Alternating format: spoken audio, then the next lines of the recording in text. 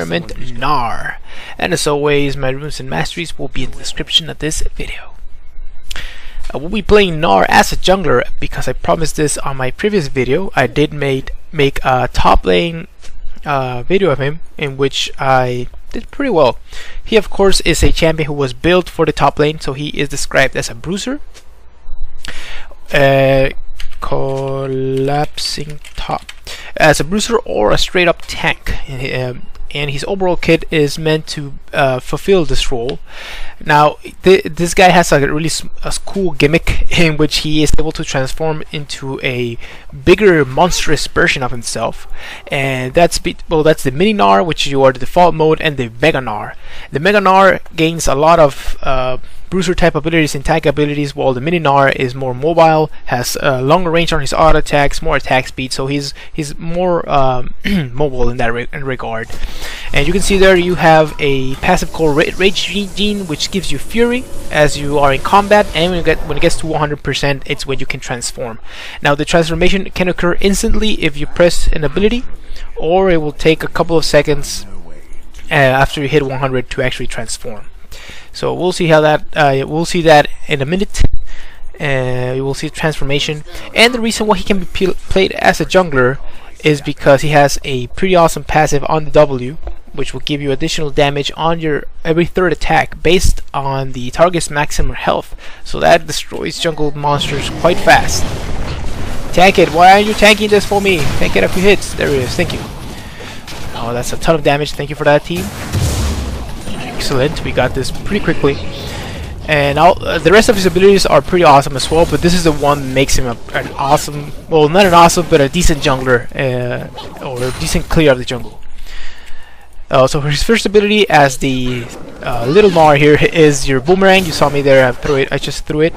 And basically what it does is it gives you a really long range skill shot that it will hit a target and it will turn back as soon as it hits it, so it will not actually hit a lot of minions and stuff like that. It will just hit and maybe do a small AoE around that and go back.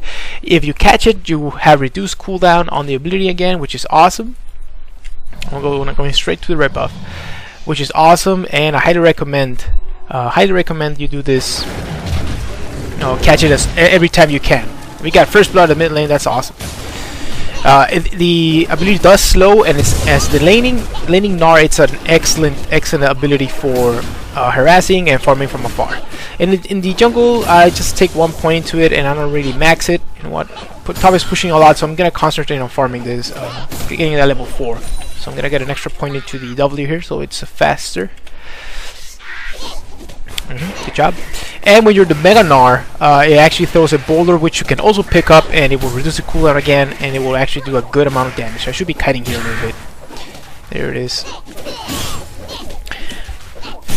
One thing I didn't mention about the boomerang, it does reduce damage to the subsequent targets that you hit by 50%, and you cannot hit a target multiple times. So it's only one hit per target, and that's pretty much it. The next ability, I already talked about the three hit passive, and when you actually gain, not only do you gain the damage on the target, you also gain a burst of speed, which is pretty awesome.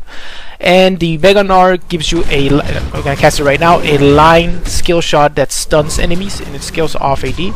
And since I will be maxing this first, it will actually give me a good amount of damage and low cooldown on this when I transform. So pretty awesome to have this at your disposal.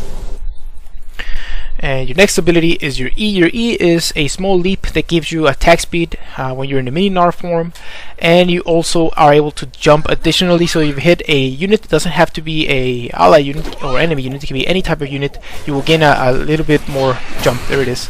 And the second jump actually gives you has a scaling HP scaling on the damage, so that's pretty awesome to have on the ability. Although it's pretty hard to aim, you have it there, and it's important that you do. And when you're the big Gnar, it's just a regular jump that will do damage based on your max health as well, and it will slow enemies around yourself. So that's pretty awesome to have. He's about to transform, but we can probably do something here. Here we go. Oh, nice jump there. You have excellent chasing. No, go in here. Go in here. He's about to transform, dude. It took too long to help me, so we're done. I got him pretty low, so that's good. your ganks are not the best, at least early on, and you need to do a good job of balancing out the